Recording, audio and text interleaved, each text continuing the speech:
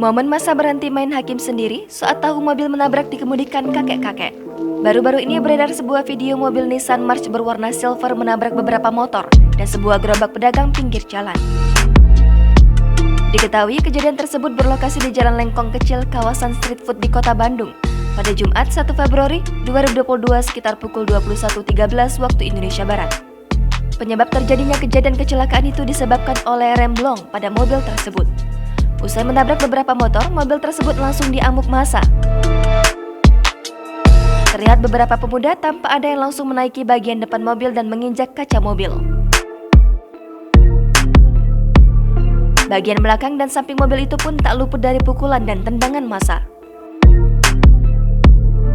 Terbaru, video yang diunggah akun Instagram @palembang.terciduk menunjukkan bahwa pengemudi seorang kakek-kakek. Sontak saja amukan massa itu terhenti saat mengetahui yang mengemudikan merupakan seorang kakek-kakek. Pemuda memakai baju berwarna krem yang tadinya menaiki bagian belakang mobil pun langsung turun. Beberapa pemuda lainnya juga terlihat mengangkat tangan.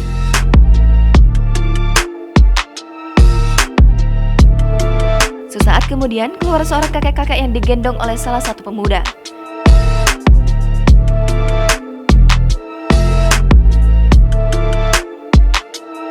Dalam video tersebut tertulis jika kemungkinan kakek itu syok berat karena kejadian tersebut.